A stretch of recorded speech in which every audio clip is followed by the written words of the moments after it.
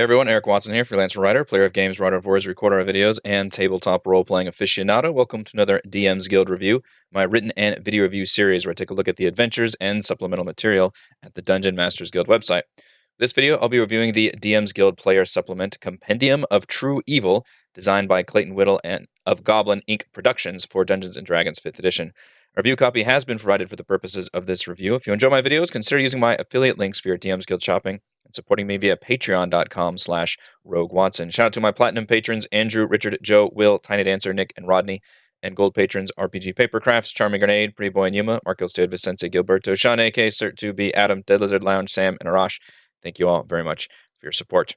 So, evil characters, evil parties, that's a thing that you can do in RPGs. I think every DM has a sharp intake of breath whenever they hear this even being proposed, because D&D is still a party-based game. It's about teamwork. It's about working together, and a lot of to be evil, especially in D&D's own defined alignment rules, is often to be selfish.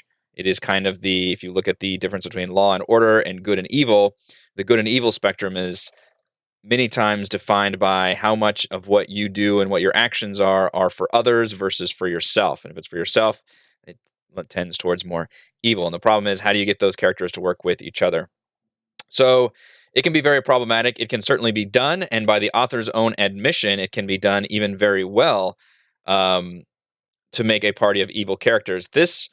The part that actually offers advice on running a party of evil characters or playing as evil characters, I think, is the most compelling and interesting part of this entire compendium. And it's a shame that it's kind of relegated to like the 5th chapter or something. It should have been chapter 1.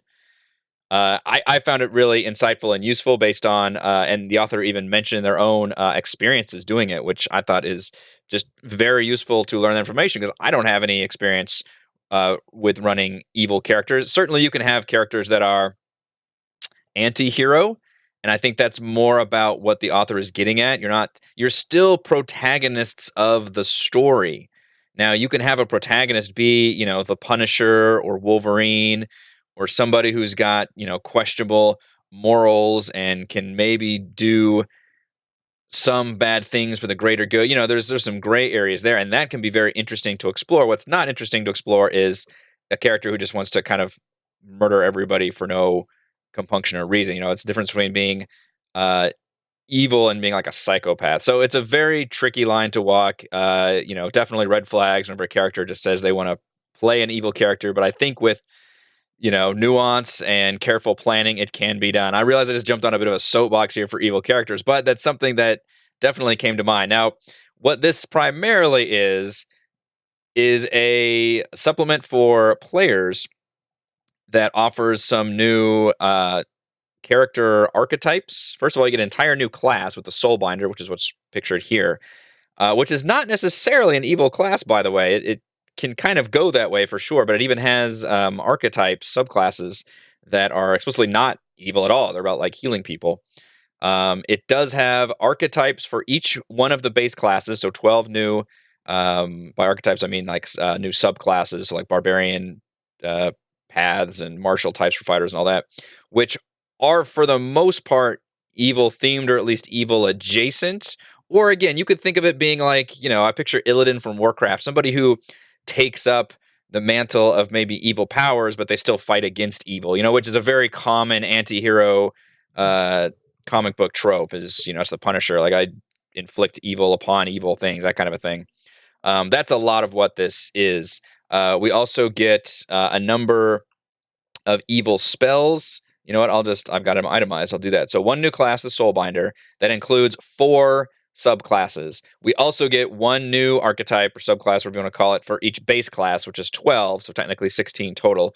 We get 10 new evil-themed backgrounds, which are all deliciously evil, I might add, and very well done. Over 50 spells, over 20 feats, and 100 trinkets. If you watch my Roll20 reviews, by the way, this is what I do at the beginning. I just itemize everything that's included. So there's a lot included here in about 60 pages. It's all pretty good stuff. And then from what I think is actually the best part of it, which is like almost a blog style, just advice written from the author about their own experiences with evil parties and how evil characters can be successfully integrated into D&D, which I think is really useful to have. So I'm pretty positive about it. I went into it very skeptical, thinking like, okay, what is this all about? We all know the problems with evil characters in D, or we should know all the problems about including evil characters with D&D, because a lot of times evil characters are used as a prop for. It's even mentioned in that one chapter I mentioned. Um, that it's just somebody's like, oh, I'm just crazy. Like I'm insane. I do bad things because I just want to play my evil character like I'm playing like like a Grand Theft Auto. And I say that somebody who loves the Grand Theft Auto games, um, to just go nuts. Like I just without any compunction for the consequences, just a complete psychopath. And that's not really gonna work for any kind of team based setting. So I'm glad it covers that, and I think it does a good job of producing reasonable background motivations for role playing purposes, some fun thematically appropriate spells and feats, and some decently executed and thought of class archetypes, although I think I only liked about half of them. I liked a lot of the ideas, but some of them were just kind of boring or lame with the actual mechanical execution. Like I like the ideas behind them, and I'll go into them here in a second. But um, yeah, I think I enjoyed maybe half of it, and they're not all necessarily even evil. Like I said, the Soulbinder, which is the first one, not necessarily an evil class. It's somebody who can manipulate, people's souls. Which wizards aren't necessarily evil. So would you consider as somebody who could manipulate souls to be necessarily evil? And in fact, one of the paths is literally the path of peace, which is that you can operate your soul energy power for healing, for good. So it's not an evil class necessarily. I do wish organizational wise, I love the contents here. Um, the fact that we actually get this page. But this evil character creation guide right here, chapter 5, this needed badly to be chapter 1. The introduction and contents is, I don't even know what that is. It's chapter, like, this is it. This is not this is a table of contents. This is this is not introduction. There's no intro. In other words, it just jumps right into the Soulbinder. So that's really jarring, because when I open this up, when I see this, the fact that this is not just a title of, this is not Soulbinder. This is a Compendium of True Evil. Okay, what does that mean? What is included here? And you open it up and just immediately goes into Soulbinder. That's just kind of bad organization. I need to have, what is this all about? Give me the spiel on evil characters, do all that. And I was upset I didn't get that until I got to chapter 5, and I was like, oh, there it is. So it's just kind of a weird organization issue that this chapter is really good and important. It needed to be included in the very beginning. So, but I will go chronologically according to the chapters here. The Soulbinder is fine. I wasn't super excited about it. At least in the low levels, didn't seem terribly interesting. I do like a character that uses intelligence. I've mentioned this with several times if you've seen some of our DM's Guild class reviews. I like it when classes actually use intelligence, because that tends to be kind of a dump stat unless you're obviously a wizard or just a skill monkey. And the low levels, it gets to be not very exciting. You can force an intelligence saving throw on an opponent, and for a minute, whenever you make a melee attack, you can add your intelligence modifier to the attack. That's just not terribly interesting, just slightly better numbers. In other words, it's not a huge, cool, like, I'm a soul manipulator. It's like, all right, I'm going to have a slightly better chance of hitting this person, and only on melee attacks. And then weirdly, you can actually transfer it almost like a hunter's mark. Doesn't even cost a bonus action. It's just as part of your melee attack, which means they don't even have to repeat the saving throw if I'm reading the rules correctly, which is also odd. So of course you would do it on the least intelligent person in the group, and then you could just attack everybody in the room, and somehow that knowledge transfers without ever anybody else making a saving throw. Kind of odd.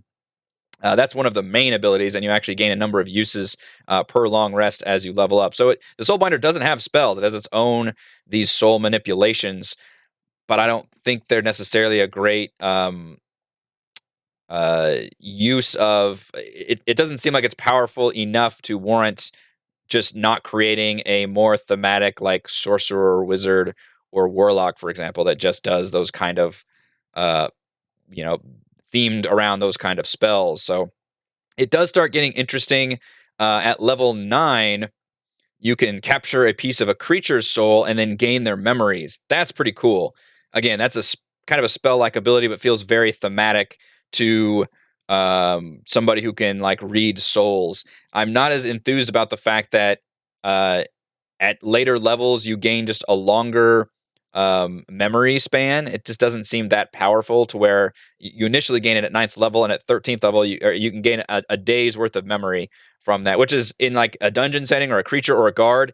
That's insanely useful. Like a day of seeing through that creature's eyes. Although it says a third party, I would, if I was a DM, I'd rule that you see it like a first person video game. You're following that creature around in their head. For a day, that solves a lot of cool issues and give you a lot of cool reconnaissance. But then later on, you can get up to a month and then a year. That's just a fucking nightmare for a DM, and I don't see that as being nearly as useful, and doesn't seem as exciting an ability when like literally all at 17th level, your last right now goes from a month to a year's worth of memories. As not terribly cool. I like the initial ability though. And then at 14th level, you gain the ability to actually possess bodies. So instead of possessing the memories of somebody, you actually can possess their body, which again, spellcasters can do similar type things, but this feels very thematically appropriate. And this is meant to be, you're beefier than a spellcaster. You get extra attack at 5th level. All your things happen on a melee attack. So you're meant to be more of a martial fighter who just happens to have these kind of extra abilities. So it's not terrible. It's just I wasn't like super impressed with something that is called Soulbinder and seems like it could have a lot of interesting abilities. And I just thought there wasn't quite enough interesting abilities in there to warrant somebody who has their complete own unique system in terms of manipulations instead of spell slots, for example. And the different paths allow you to pretty nicely focus on different elements of soul power. So the path of peace is about healing people around you, which again is not evil at all. So you're kind of a good soul binder at that point. You can actually craft magic items at mid tier and higher levels, which is a little odd and questionable. But okay. Path of force is more tyrannical. You can actually harm yourself to do even more damage to other people. In fact, Chains of the Martyr is an ability from one of my favorite RPGs, Divinity Original Sin, called Soul Link, where you chain your own life force to an enemy, and then whenever you take damage, that enemy also takes damage, which is a great ability when you are like the tank of a party and everybody's wailing on you, and automatically any damage that goes through to you hits somebody that you have linked your soul to. So that's a very cool thing to see, and I think that is also very thematically appropriate. Path of the Twins is about connecting souls together. In fact, you can literally redistribute hit points, or you can sacrifice some of yourself for somebody else, which again could be very thematically done as a healing role, like a benevolent soul person. Path of Deceit mainly lets you use the let's see, which one is it? The Soul Binder. The Spirit Coal ability. So Spirit Coal at second level is the other main ability you get as the Soulbinder that allows you to, I believe, attack somebody and you heal over the course of like a minute or so. Each round you're healed for number of hit points equal to half your Soulbinder level rounded down. You have to do at least 1 damage. I mean, it's a nice ability in theory. It's just not terribly exciting. It feels very similar to warlock abilities that can do that. And then the Path of Deceit allows you to, if you are out of uses of your Soul Cull ability, you can still do it one more time, but then you have to roll on essentially a wild magic table specifically for the Mad Cull. And this is actually pretty fun. I love the wild magic table. It's one of the best tables in the player's handbook. And this is kind of very similar to that, where some of it's just goofy, some of it has long-lasting, annoying effects, some of it is just buffs or consequences during that combat. Just kind of all kinds of craziness. So people that like the wild magic table will probably like the Path of Deceit for the Soul Binder. So ultimately, I don't have really a big thumbs down or a thumbs up for the Soul Binder. I just thought it was fine. It was okay. It wasn't super exciting, but it also didn't seem like it was terribly boring or stupid either. So, kind of middle of the road, honestly. We're going to go over the paths next, which are all of the archetypes next. Some of them are called paths. Do we say I guess archetypes in 5e. Subclasses, I like to say that one too.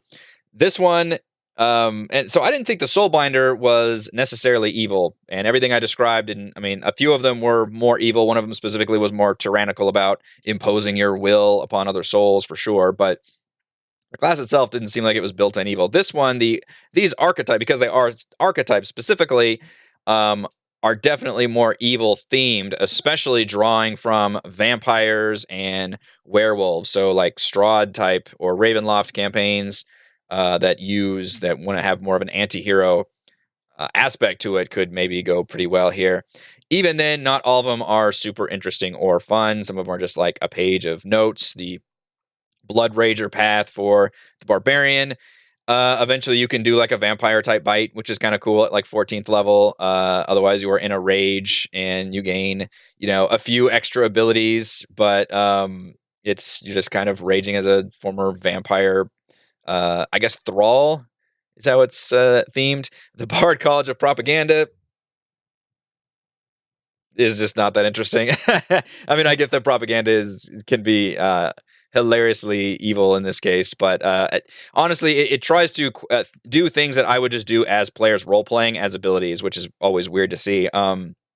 If somebody wanted to incite unrest or something, I would just say, okay, roll a persuasion check and then role play that moment, and let's just do it. That's not really a player ability, so that one's a little bit disappointing. Let's skim ahead to Druid Circle the Swarm, which is one that I do like. It is a druid themed around bugs and nasty stuff, which I think is a cool idea for a druid. You are literally accompanied by an army of insects, which means you can transform into monsters and aberrations and swarms of beasts, but your CR still applies to the base druid, which, by the way, is not the Circle of the Moon druid. So I haven't looked it up and seen if that has any crazy connotations in terms of what druids can now turn into. But thematically, that seems really, really interesting and fun. The bug thing only occurs if you are reduced to 0 hit points. Then you can spawn a number of swarms of insects scaled to your druid level, and you can control them while you're down, which is really interesting, I guess. It's kind of funny the bugs only uh, spring to action when you go down, but I like the fact that it's almost an interesting like consolation prize if this druid particularly goes down to 0 hit points. Like, all right, now I control my swarms of bugs and they're out for revenge. So I think that's kind of funny. I also love being able to mutate parts of your body into different like insect forms. Fun fact: when I was a kid, we formed our own superhero troop because super into X-Men at the time. This would have been the late '80s, early '90s, and totally my hero was the insect like hero. It was not a Spider-Man. It was straight up like I could control insects and I had like insect powers and insect mutations and all this shit. I think I was super into Ninja Turtles at that time. And anyway, this reminded me of that, like mutating different things. So scorpion tail and mosquito face, and it's kind of a bombardier beetle abdomen that you can shoot the poison spray spell. But that's just really, really fun. So I really like the idea of this character quite a bit. The only one that freaks me out way too much and is way too weird is auto cannibalism, which means at 14th level you can eat a part of yourself, which literally slashes your hit points down by 25%, your max hit points, so permanently, just to gain a buff for a minute. You gain a big buff and you can regain spell slots. It seems like a terrible idea, and it's also just way too much for going into. It's going a little too far into this theme. I think would make most people at the table a bit uncomfortable, but otherwise, I really, really like this Druid Circle of the Swarm quite a bit. Another one I like is the martial archetype, the fighter archetype, which is Crimson Blade, where you essentially have this just cool weapon and all your abilities are themed around this powerful like vampire lord weapon, and you've got these blood dice. It's literally called blood dice. It's a pool of D4 dice you gain in a long rest, and you use that to expend to be able to bleed your opponents, which is pretty nice. You can also, I really like the rule here where you can consume magical weapons to then transfer them over to your blade, because the problem with having characters that are married to their weapons in terms of this is my whole character concept, I'm built around this blade or something, is the fact that now you've just canceled out the ability to gain like a cool new weapon of loot wise. Other people will be gaining them as they level up, and this is a nice rule that allows you to essentially just absorb any magical one weapon into the effects of your blade, and then if you want to do another one, it just takes up those magical abilities. So I like that rule is there, because I think that is a problem that would come up, is if you have this specifically magical or this an entire character class that's based around this specific weapon. How do you handle magic loot? And I think that's a good way of handling it, is you can just basically consume that magic weapon to transfer its powers over to your Crimson Blade, which is nice. The other one I like is the Ranger archetype, which is a lycanthropic hunter, which, similar to the Druid of the Swarm, you can mutate into different lycanthropic forms from the player's handbook. So werewolf, were-rat, were-bear, and you gain different abilities based on what your ancestry is. So you are kind of the blade of like werewolves or whatever, in terms of you've got that parentage there, but you are like a hunter of that thing, which again is that kind of I use evil to hunt evil, kind of a trope that I think works pretty well for anti-heroes and darker heroes quite a bit. So I just like any kind of archetype or a player thing that gives you options. So it's where the players themselves can choose. In this case, you can choose to be, you're choosing to be the lycanthropic hunter, but from there you also get to choose do you have werewolf powers, or do you have were-bear powers, or were-boar powers. So I like all of those. They give multiple options for all the different stages, and they keep going as you level up depending on what your ancestry was. So that's kind of neat. I do want to give a shout out to the Lawbringer, specifically because reading this was hilarious for me, because infamously one of my my personal DM party's player characters was Kalinar, who the player modeled his paladin after Judge Dredd, and this was literally the entire concept. Was a character, the Oath of Lawbringer, sworn only by those paladins who believe so fully in the rule of law as for it to be a religion unto itself, enforce the letter of the law unerringly and without mercy or exceptions. And of course, that can bring around different problems and things, which is so funny because that's exactly what this player character was. So Kalinar the Dragonborn would have absolutely been a Lawbringer Paladin Oath, except it's not quite that interesting. And the ones I'm kind of skimming over, I just don't find that they have a lot of interesting abilities or features. In this case, you can like turn undead non-lawful creatures. Okay, it would have been cooler to see like some kind of at will compulsion, or a more powerful version of like just intimidating somebody, or maybe getting authority figures around you to rally to your cause, or something, a spell-like effect that's not just turning non-lawful creatures. The other one is very bizarre, which is being able to boost somebody within 60 feet of you to the top of the initiative order. I'm not sure how that even is thematically applied, and that also seems kind of broken, but I just wasn't quite as interested in how this class played out. Like at 15th level, you gain advantage to investigation and insight checks. That's not that great, especially at level 15. So again, and a lot of classes are like this. There's neat ideas here. This one, and specifically the sorcerer, had two really interesting ideas that I didn't like the actual abilities, to where I was excited when I first read the class, but then when I got to the ability section, I was like, oh, that's actually not that interesting. The sorcerer in this case is somebody who's got another soul inside of them, which reminded me of the Aloth character from Pillars of Eternity, where they literally share like another conscious entity inside of them. And I thought, oh, this has all kinds of cool implications and neat role-playing moments and all that, but it actually just manifests as like this spectral body this spectral form that can leave your body and walk around for 10 minutes. And that just didn't seem very interesting mechanically at all. The rogue is just a different kind of rogue, honestly. They can assassinate people who are unconscious. That's fine. Some of them are cool.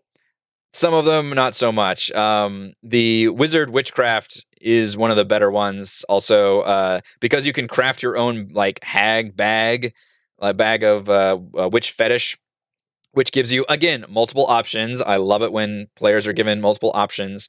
It costs a bunch of components to do it, but you could potentially change what your bag is depending on what the next situation is, and then it actually scales at 10th level. You gain an additional power, and they're thematically tied to different features and gods. So there's just it's a really neat idea. I like the witch one a lot. So going through here, like I said, I think I like about half of them. I think they offer interesting things. The other half, not so much. So average so far is kind of middle, honestly, because the Soulbinder I was kind of okay with, and then the archetypes was both thumbs up and thumbs down. So going into that, we go into the character backgrounds. This one is all 100% thumbs up. I really like the character backgrounds.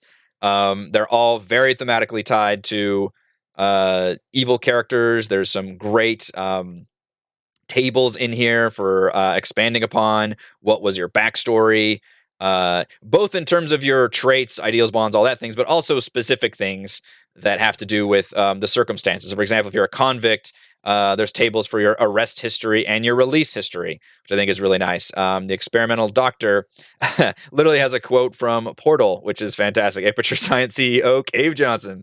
I just think they're really funny or appropriate backgrounds. You can even be a familiar of just have an evil master somewhere, so you're just a servant.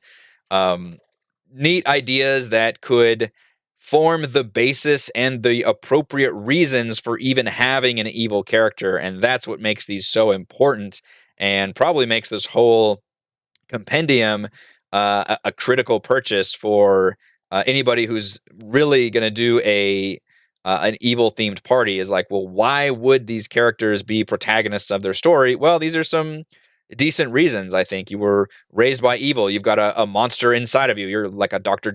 Jekyll, Mr. Hyde character. Um, you're just an escaped convict. You're an executioner. You've become all these could be appropriate ways. I love the resurrected one. That's fantastic. Reasons for traversing a dark anti-hero path. So I really like this chapter.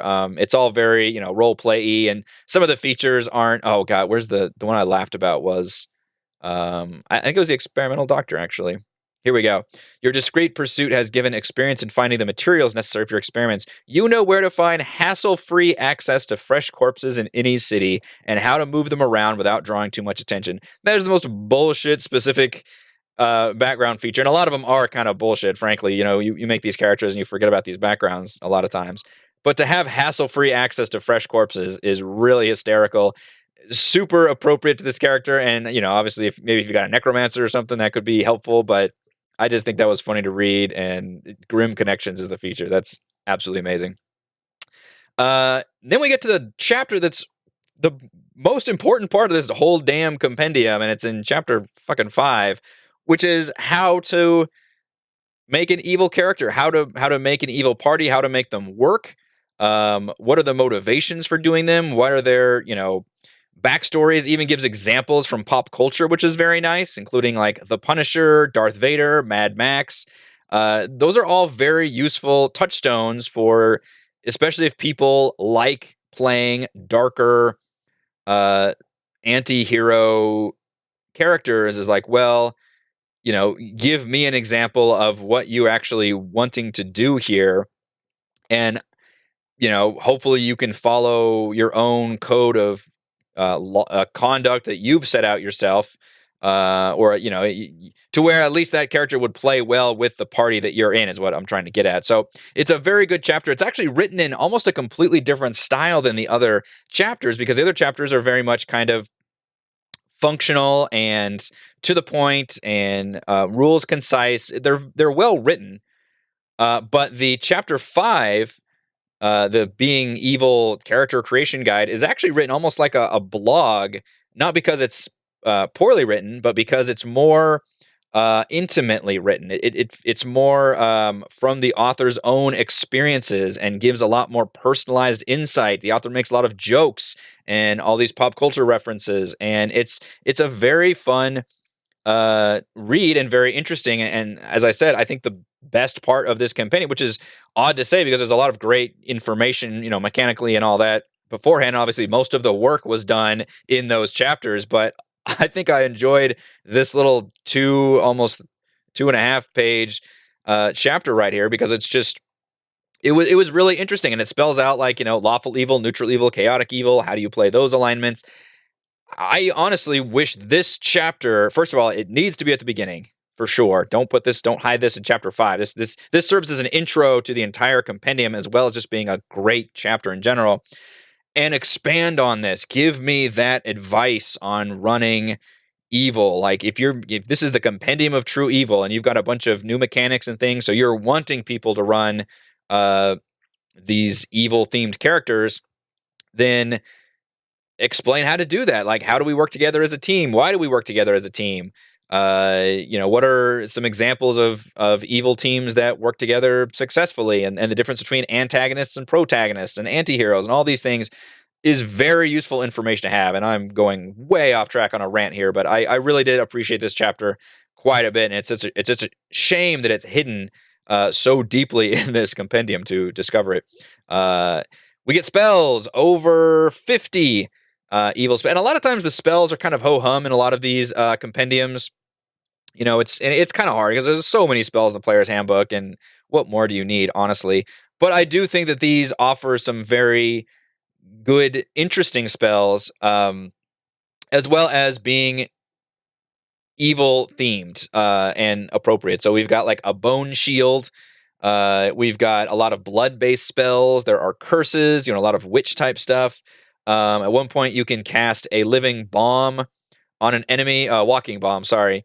And then if that creature fails a con save, then after it dies, assuming it dies within the next hour, it explodes with like a nice corpse explosion, dealing necrotic damage to everybody. That's awesome. I just think that's really, really cool to just set a bomb off like inside of somebody. That's just cool from like a tactical thing too. It's like, all right, he's got a bomb, so we need to kill him, but don't be near him when he dies. That kind of thing. That's got some really cool tactical uses too. There's like a filibuster in here at one point. Must make a charisma saving throw. Is unable to stop speaking for the duration.